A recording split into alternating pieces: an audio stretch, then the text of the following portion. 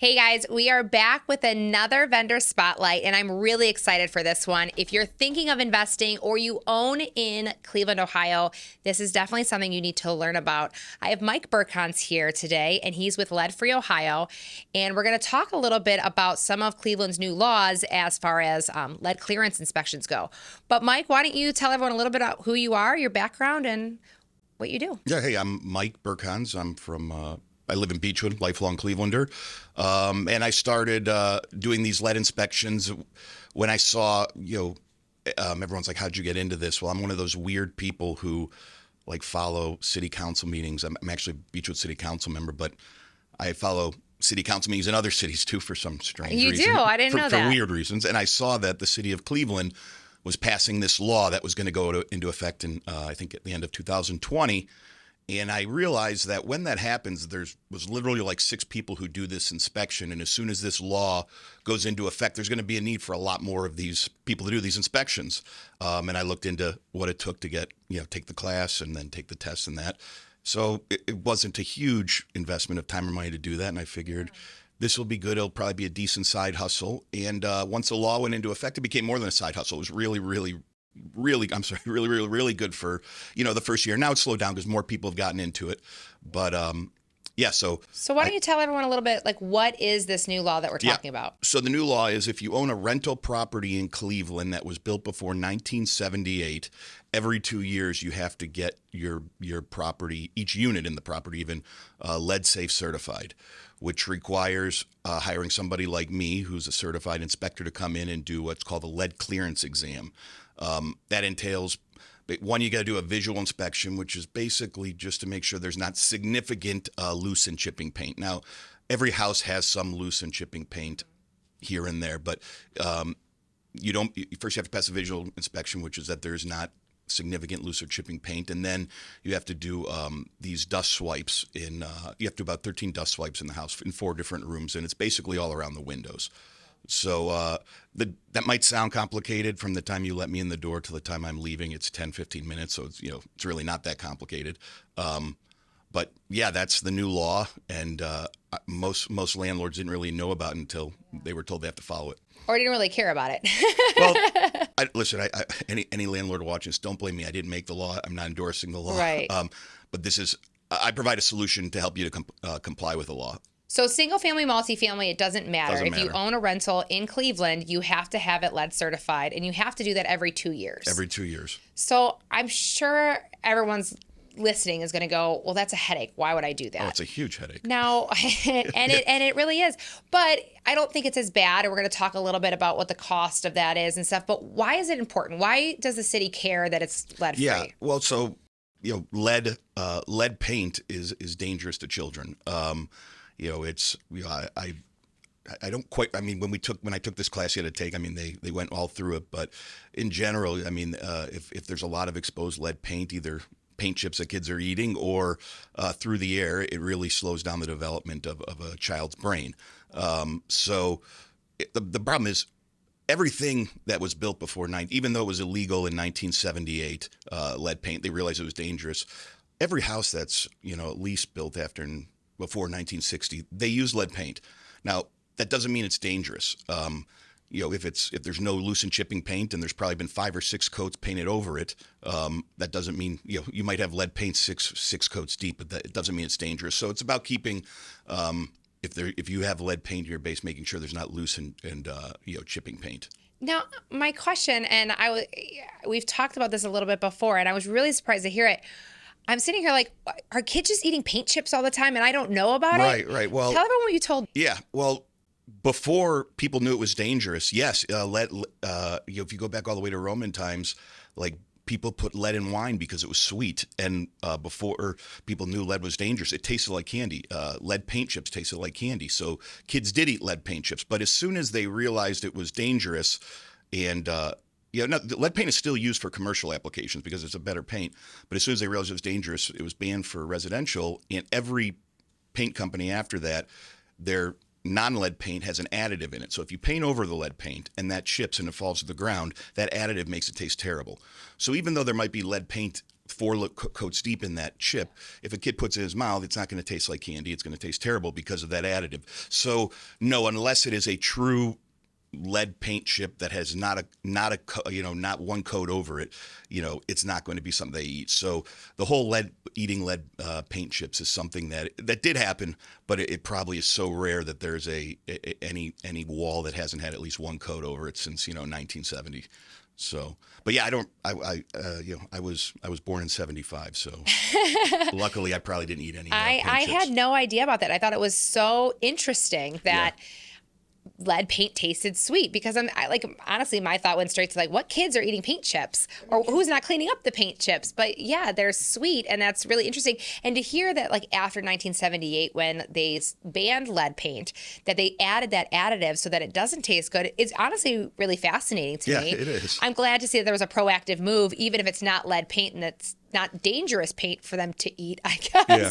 But there's a preventative from anyone. And it's still dangerous because if it's loose and chipping paint everywhere, it's in the air, and obviously that's less dangerous than eating it. But there's still it's dangerous to have a house that's just got a tremendous amount of exposed paint, especially for kids in the house that are under, I think, 7, when brain development is really crucial. Problem only Cleveland has. This is a problem every city that's got that's our age has, because the majority of our city was built, Cleveland houses were built in the beginning of the 1900s.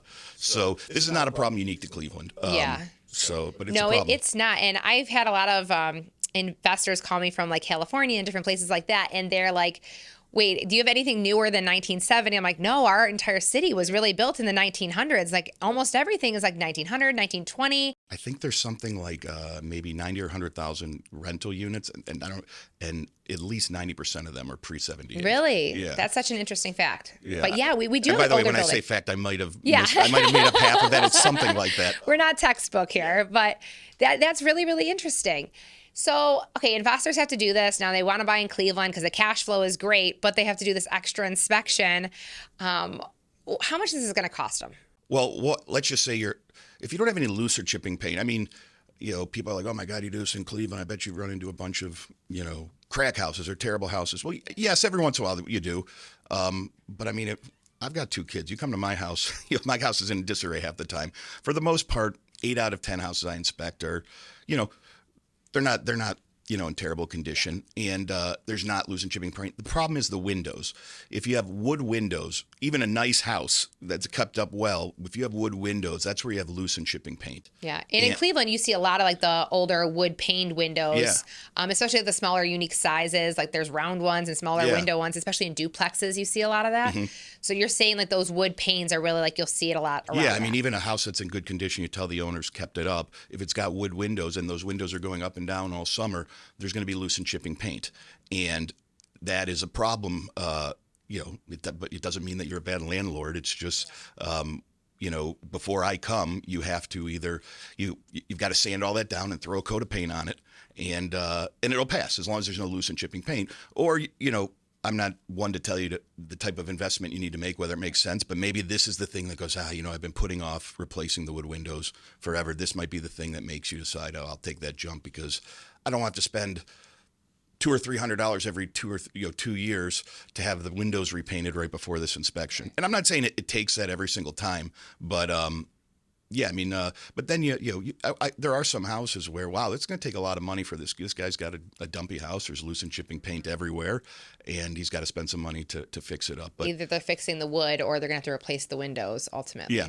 but then the one thing I just want what bothers me is a lot of people will fail this test only because they don't know how they have to clean the windows before the inspection. Yeah, and that's something I love about you, is that you really are very proactive about making sure that everyone passes. You don't want to. It's your time too. You don't want to come out and see somebody who can't pass, and you got to come back out. Yeah, I tell people I'm like the teacher who gives a test, and I give you the answers to the test before the test, but you still have to pass the test. Right. And believe me, I mean, there's no reason why you would know how you have to clean the windows unless I told you. I mean, because this is not for this test, the window wells and the window sills.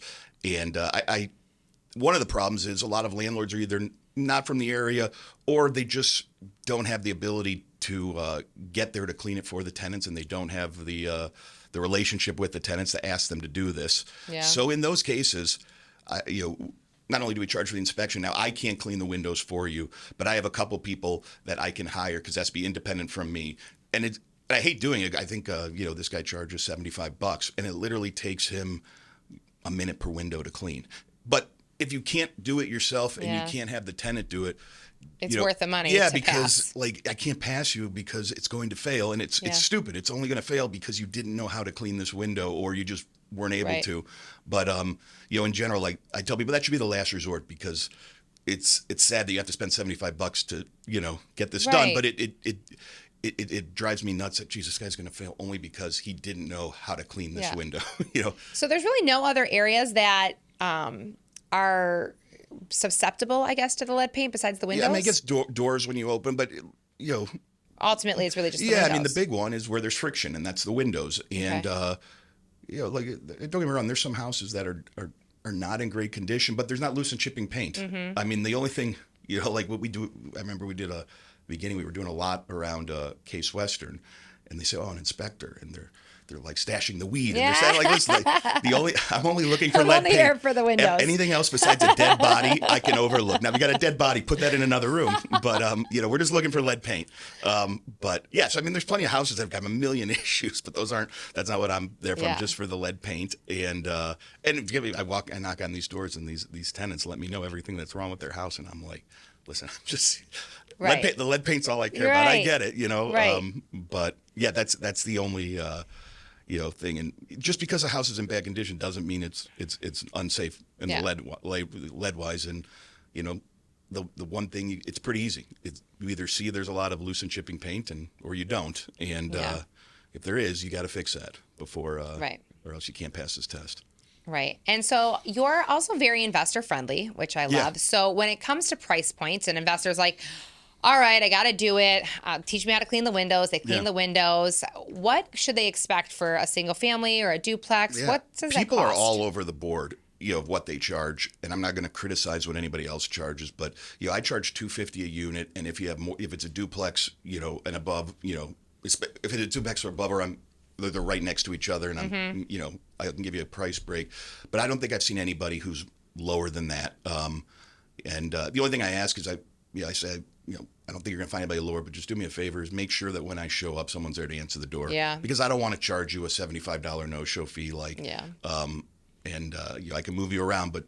your time is money. Yeah, I mean, if it might take me 15 minutes and then, it takes me half hour to get there and come back, Right. So, but in general, if you're paying, I'm just going to say, if you're paying more than $250 a unit, I hope you call me because... somebody might be charging $500. I'm doing the exact same thing. Right. They are. So and maybe even be more proactive about making sure that they pass. Yeah. I mean, I tell them if I'm not sure I'm going to pass. And one, I can go on. I'll say, what's the address? I can go on Google Maps and I can see decently from Street View on most of the time. And I could tell them, hey, if this is what it looks like today, you should be okay. And the other thing I didn't mention is, the $250, that's everything. That's me coming. That's me doing the dust swipes. That's me sending it to the lab. And then that's me filling out it's like a 20-page report that I send to the city for you. Mm-hmm. So I don't just give you the lab results and say, okay, now you got to submit it. We do that for you too. Right. So, I mean, there's people who charge a lot more. But I don't think there's, I'm not going to say there's nobody who charges less than $250 per unit, but I haven't seen it. Right. Now, I wouldn't say maybe if you got a building that's got 20 units, that they might, I would be charging less than $250 as well. But it's still, there's a lot of, like the lab costs are the same whether you have one unit or 20. Yeah. It's 20 lab costs. So I hope I get some business out of people watching this. Well, so it is a law. So it is illegal not to do this. Yeah. People ask me like, what's going to happen if I don't do this? And I tell them, that's really uncertain. like that's the city of Cleveland. Now there was something in place where you couldn't evict. Yeah. Okay. Right? Yeah. Thank you for bringing that up. Yeah. So initially, the only real enforcement was if you wanted to evict somebody, the eviction court wouldn't even let you walk in the door unless it was lead certified. So that was where so many of our inspections came from. Was, I gotta evict this person. I need this done, which also was really uncomfortable because sometimes the tenants kind of got a hint of that. Right. And this is probably also in the COVID time too. So like evictions were messy as it was. Yeah, it was a weird time. But then a landlord sued and won, and they said they cannot use that as so. Now, I know a lot of people who are doing inspections are real bummed out about that. And I actually am not, because although it definitely is a short-term decrease, I think it's going to make the city of Cleveland actually put an enforcement method in place, because that was the only enforcement method. And now this is their big thing, and now they actually have to put an enforcement method in place. Now, the city of Cleveland doesn't move fast. And I know they want to do something, and that might mean it might be 6 months or 3 months, but they're going to have an enforcement method in place. And eventually, if you don't have it, you're going to get fined, and there's going to be a penalty. I don't know what it is, but I imagine it's going to be a penalty that makes it so, okay, I got to do this now. Yeah, it's definitely this gray area right now that, like, yes, you have to do it. And I tell all of my investors when they're buying here, you have to do it. Don't think like you don't have to do it, because this could all change tomorrow. So I tell everybody when we're negotiating a deal, is it lead safe? How do we get it lead safe? And they should be proactive about it. But in all honesty, right now, there's nothing saying that, if you don't do it, you're going to get arrested or you're going to have a fine. You're definitely not going to get arrested. It's a law, but right now there's no enforcement or consequences to the law. But that will change. I mean, this law is not going away. That's going to change, and you're going to, eventually have to do it. And I will say this: let's just say Cleveland gets their act together, and in 3 weeks they put this enforcement effort in place. In the next month, there are going to be so many people calling to get an inspection that I probably won't be able to charge $250. Right. At least for a large period of time, there's going to be such an overflow of demand. Yeah, there's going to be a massive overflow of demand in a time period window that it won't be as cheap until that dies down. That's such a good point. Yeah. That is such a good point to think about. Yeah. So. Wow. Now, when I think of this, it reminds me a lot of like point of sales. A lot of different cities in Cleveland. And I haven't really heard of many else around the U.S., but Cleveland and different suburbs have a point of sale inspection, which is basically an inspection that the city requires in order for anyone to sell a property. Now, it's good because the point of it is that the city upkeeps the sidewalks and they upkeep the exterior of the houses, and it basically forces homeowners to make their house look nice in order to sell it. So it's a benefit to the city. Everyone else hates it because it requires you to escrow money and it requires an inspection. And this kind of reminds me of that. But Cleveland, luckily, doesn't have a point of sale, so they have this. But do you foresee anywhere else having this? Well, I'm glad you asked that. The city of Cleveland Heights passed the same. Cleveland Heights. Yeah, Cleveland Heights. They passed this almost identical law. It might actually be the identical law. Now, it doesn't go into effect until, I think, January 31st of this year. And then January? Did I say January? July or June. It's July or June of this year. Okay. But every apartment owner has like a year to comply. So now my guess is Cleveland Heights is a much smaller. They are going to have an enforcement method in place that, because they're just a lot smaller than Cleveland. But there's also, I wouldn't say there's no urgency, but because it goes into effect in June or July, I forget what it is, they have a year to comply to get this together. So, but believe me, anybody who owns an apartment in Cleveland Heights is listening to this and going, that's great. This is going to cost me gosh, $250 that I didn't have to pay last year, and exactly. I get it. In addition to Cleveland Heights' point of sale, and Cleveland Heights is known for not having a very friendly point of sale as it is. Now, is there going to be any other city? I don't know. I know like Toledo. Like there's a lot of cities that have this. Philadelphia has it. Toledo has this. I wouldn't be surprised if a city like Lakewood, who's pretty progressive, and then they have a large amount of rental properties, and that are old.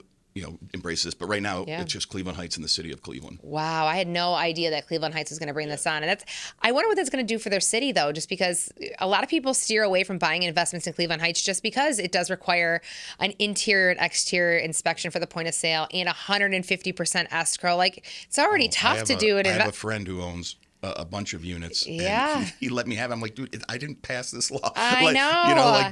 Don't blame me. I get it. I sold a 16 unit and it had a $250,000 point of sale. Yeah. which is crazy. Now, mind you, there were 3 units occupied, so the other 13 were just in shambles. Right. So it was a pretty significant amount of work Yeah. that needed to be done. But imagine buying a property we were marketing it originally at $1 million, to pay $1 million and then have to escrow $250,000 and then actually do the work Yeah. in addition to that. So you're, 1.5 in and you still have to profit somewhere. I mean, you do get the escrow money back, but that's... I didn't even get a word in for like 3 minutes when this guy's like, he wasn't yelling at me, but he was yeah. yelling about this.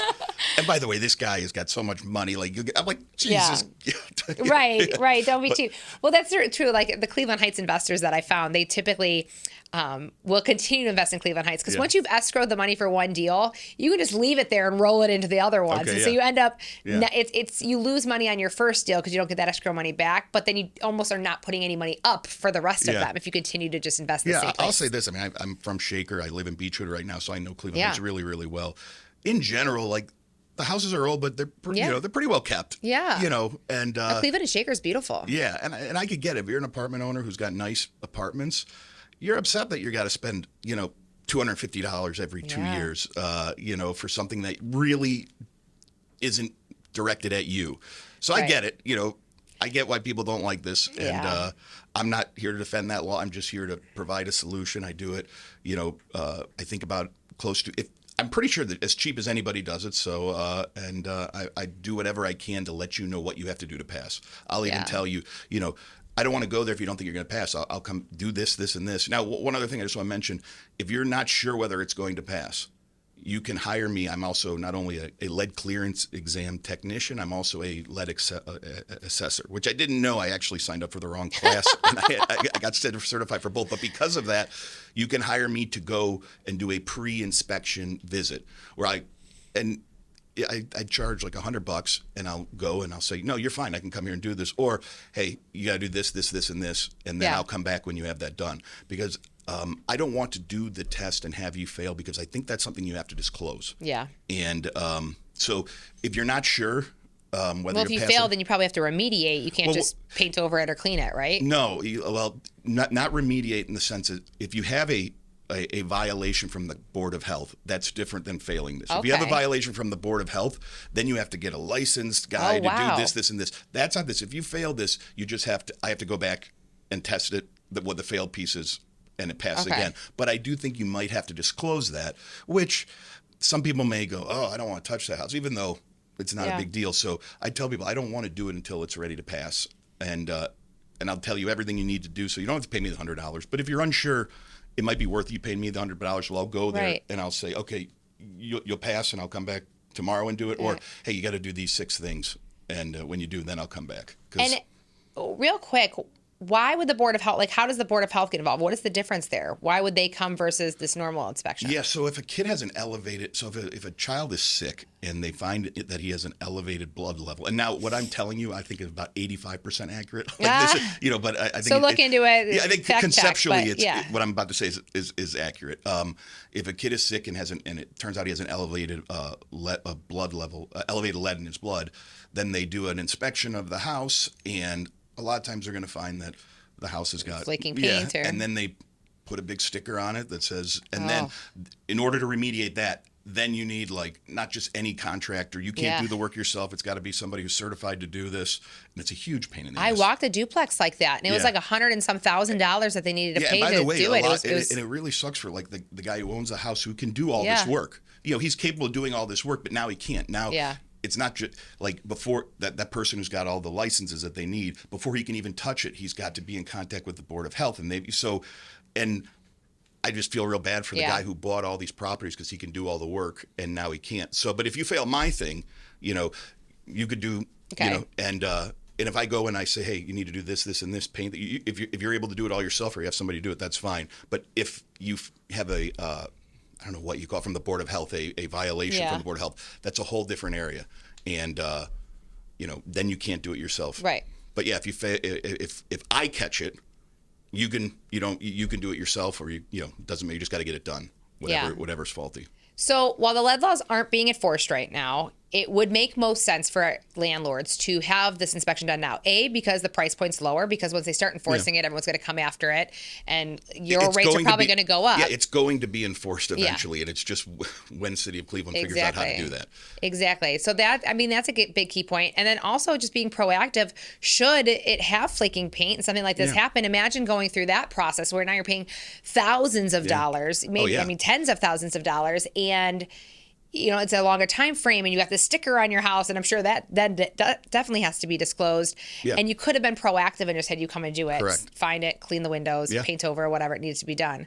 And you're gonna have to do it. I mean, I think the City of Cleveland raised almost over $100 million for this lead safe effort. Yeah. And they're not going to do and I don't think they even know how to spend this money yet. And by the way, some of that money is meant for landlords to make improvements. Yeah. Now, from what I understand, it's a disaster to figure out how to unlock that money. Mm-hmm. But they didn't raise all this money and make such a big deal out of this to just go, oh, we're not going to enforce it now. It's going to be enforced. It's just when they figure out how to do that. Right. Well, and there's one thing, and I don't know if you're aware of this, but there are tax credits. Ohio's offering tax credits for any of the costs associated with the inspections now. So, and that's an incentive. Right. So there might not be, something that the consequence yet, but there is an incentive for you to have this done, so that you can get this tax credit. Take it as a deduction, and that's a pretty good win for an investor. Another way to I'm not going to sit here and try to tell any investor that you should be happy about this. Yeah. But you should take advantage of everything there is, and it's crazy because there's a whole pile of money that is meant for landlords grants. Yeah. But it's so complicated that everybody who's tried, 1 out of 10 people have figured out how to get it done. And if I could actually advise people on that, I would have so much business. But I tried, and it just doesn't seem like it's very easy to understand yet. So maybe the City of Cleveland will be watching this and go, "Oh, we got to make this easier to understand." And because they have this whole pile of money meant to give to people, landlords, to fix up issues like this. Right. I mean, the key is just be a good landlord. Don't have tenants living in a place that you wouldn't want to live yourself. Yeah. And if you have flaking paint, I mean, the easiest thing is A, to clean it up, but B, it's going to keep coming. If it keeps flaking off a window, I had a property that I walked and it was literally missing one of the panes in the window because it just kept flaking off until the wood dry rotted, and now you got open, just take care of it. I think you know this. I mean, because Cleveland is the cash flow, it's such a good investment. There's so many investors from out of state and out of the area where, I don't know, I haven't been doing this forever, but I imagine 10 years ago, 15 years ago, it was almost all people local. So they could see it, they could fix it. Most people got into the rental stuff, so because they could fix this stuff. But if it's a guy from California, there's a big disconnect between an issue like that and it getting fixed. And, it's also probably not personal to them. It's on a spreadsheet to them where if you live here, the income's coming in, who cares? Yeah, if you live here, you it doesn't change my cash flow. Right. So I think that's one of the problems what you see in some of these things is an absentee landlord. And I'm not sitting there. I don't want to make an issue out of that. Right. That's I guess it's a good thing that they're sinking money into Cleveland, but it's also a different type of landlord than if it's a local landlord. Right. Now, real quick, how long is this inspection? Yeah. So the biggest challenge of the whole thing is coordinating with the tenants. If you have a duplex, we all know that. Yeah, if you have a duplex, I'm like, okay, just find me a half-hour window where both will be there that can let me in. Yeah. I'll be there, and then from the time you open the door until the time I leave your apartment is probably 10 to 15 minutes. So it just makes sense. Yeah, but that's also not even though that sounds easy, make it, two tenants that don't talk to each other a lot to try to coordinate with them. About a good half-hour window when this guy they've never heard of, can show up and let them in. Mm-hmm.